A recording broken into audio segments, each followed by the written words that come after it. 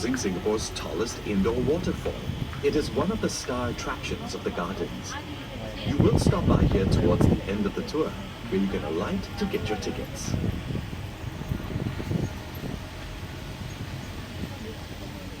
Coming up next is the other cooled conservatory, the Flower Dome. The Flower Dome features plants from the 5 continents of the world, bringing you into the cool, dry climate of the Mediterranean and semi-arid subtropical regions. The air inside is specially cooled and desiccated to match the climate these plants are native to, allowing them to thrive and burst into color. Some of the trees in the Flower Dome have survived a remarkably long passage of time, such as the Mediterranean olive trees that are estimated to be about 1,000 years old. Spend some time at our retail shops, like the one on the left. There are beautiful custom-made Gardens by the Bay memorabilia here.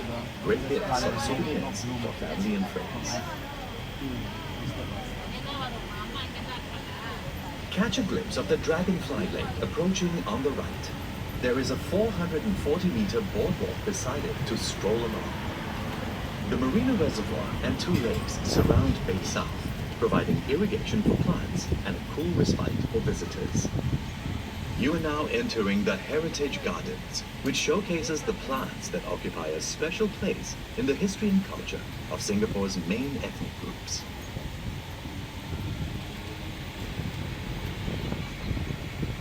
Welcome to the Indian Garden. Can you spot the national tree of India here? It's right in the middle of the Indian Garden, the banyan tree, also called the Bengal fig. With its tangle of roots and branches, the banyan symbolizes eternal life for Hindus. Plants, and especially trees, have huge cultural and religious significance for the Indians.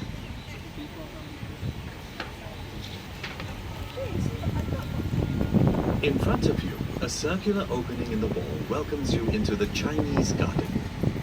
This is called a moon gate, a feature found in traditional Chinese gardens, and represents a full moon.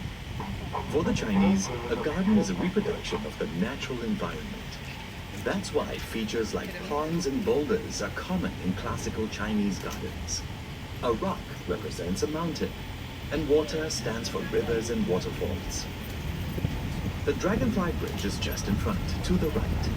It is a pedestrian footbridge that connects Bay South to Bayfront MRT station and Marina Bay Sands.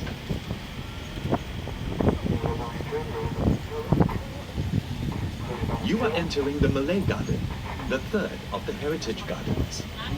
The timber structure coming up on the right is an example of a traditional village residence, known as a kampong house. On your right, you see lemongrass and the breadfruit tree. These are some of the many food plants used by the Malays.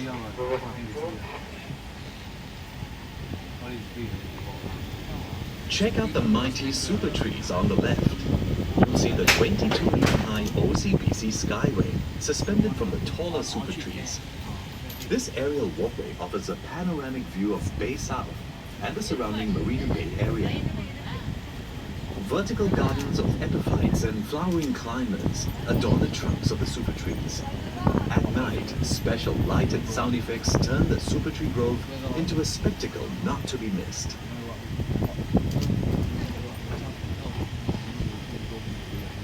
The last of the Heritage Gardens is a horticultural representation of Singapore's colonial past. The frangipani, with its white flowers, were chosen to match the black and white houses of the early British planters in Singapore. Important cash crops they brought in the 1800s are featured here. To the right are the Brazilian rubber tree and the African oil palm. You are now leaving the Heritage Gardens, one of the 2 themed gardens at Bay South. We hope you've enjoyed learning about Singapore's culture and heritage through the plants you have just seen. You are approaching a stupendous white baby sculpture called Planet by British artist Mark Quinn. The sculpture's surroundings reflect the white theme of the colonial garden. It is the most significant of the many sculptures around the gardens, which include water buffaloes, horses, and dragonflies.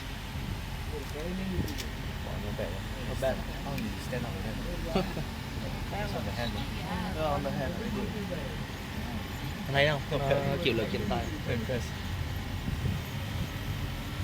Well, I can stand on the hand. Yeah, how you balance it? It's so heavy. Surprised you understand.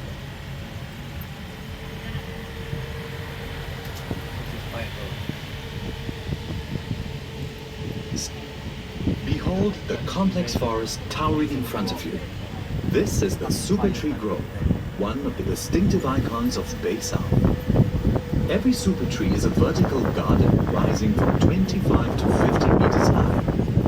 These trees draw inspiration from the dominant trees of our rainforests that cannot grow to such heights in our urban environment. The tallest super tree is as high as a 16-story building. These green giants perform the functions of real trees, such as absorbing heat and harnessing solar energy via solar panels atop their canopies. This energy is sufficient to light up the trees at night. They also collect and store rainwater, which is used to irrigate the plants that grow on their trunks.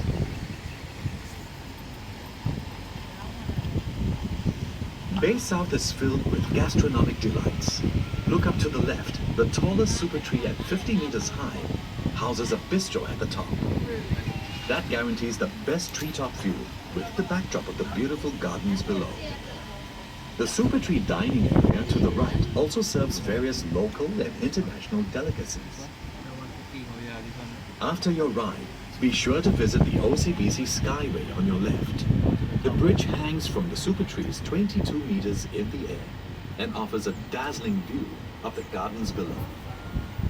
At 7:45 and 8:45 p.m. every evening, the Super Tree Grove serves up an audiovisual treat, the OCBC Garden Rhapsody, a spectacular light and sound show that will captivate your senses.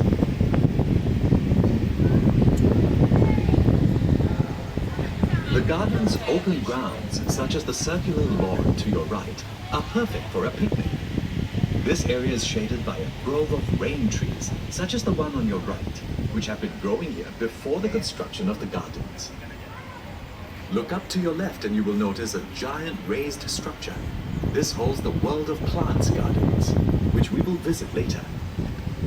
Bay South is built on reclaimed land, which is flat. These raised gardens give variety to the landscape and different levels where visitors can enjoy the gardens. Coming up to the left are two giant fish tanks built right into the wall. Each tank contains carnivorous water dragons. These are the sunken arowana tanks, housing red and golden arowana, which are native to the tropics. These long-lived fish are known for their fierce nature and reputed to bring good luck to their owners. Another fish that symbolizes good luck is the koi fish. Look out for the koi pond to your right. These energetic fish provide a burst of color and vibrancy along this walkway. Because the koi fish is believed to bring prosperity, keeping and breeding koi is quite popular among Singaporeans. Observe the palm trees coming up to your right, and you will spot something strange. Most palms have a single trunk, but this collection of mutated trees have 2 and even 3 trunks, rarities in the plant world. You are now heading to the world of plants.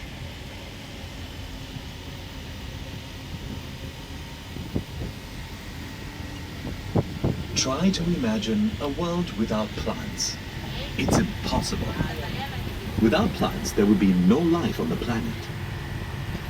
6 gardens in the world of plants ahead of us focus on the role of plants in our ecosystem. Do you know which were the first plants that colonized the surface of the Earth? In the Discovery Garden, you learn how plant life began. Ferns and mosses were the first plants that appeared on land 500 million years ago. If you see what looks like tree trunks lying on the ground, they are actually petrified wood, ancient trees fossilized through time.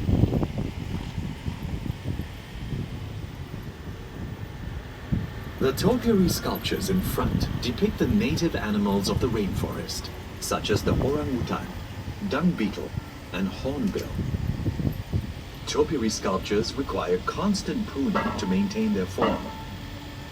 These sculptures are made out of the curtain fig, The animals showcased here are closely linked to the flowering, fruiting, and dispersal of the fig.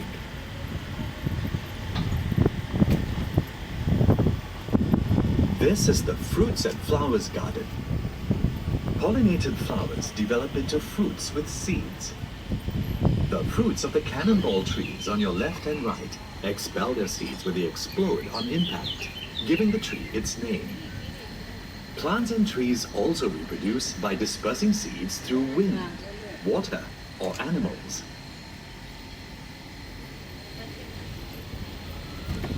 Not all plants require direct sunlight to flourish. Explore the dark side of the rainforest in the understory garden. Organisms on the forest floor have found ways to survive under low-light conditions. Fungi, like the mushroom sculptures you see on your right, help to break up fallen leaves and twigs into rich nutrients for vegetation.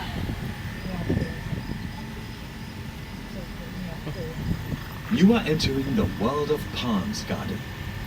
Palm trees are important components of the tropical rainforest, filling its mid and lower strata.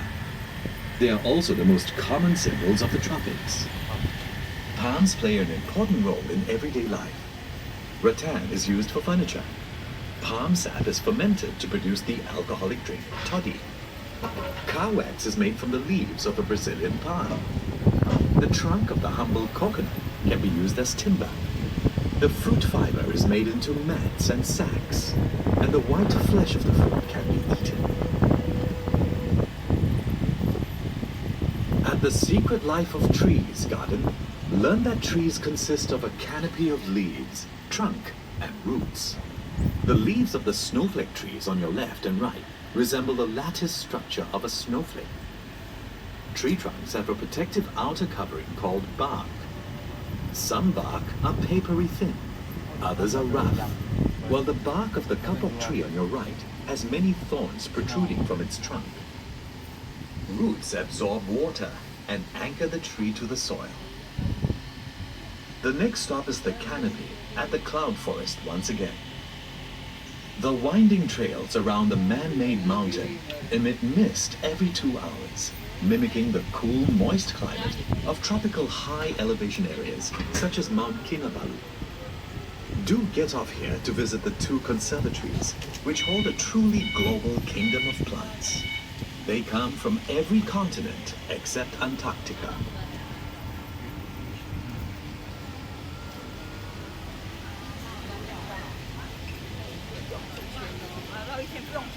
Ladies and gentlemen, we are now at our second last stop. So if you wish to get out here and visit the conservatories, the Cloud Forest and Flower Dome, you may do so. Otherwise, we'll be going back to the first point where we first alight the vehicle.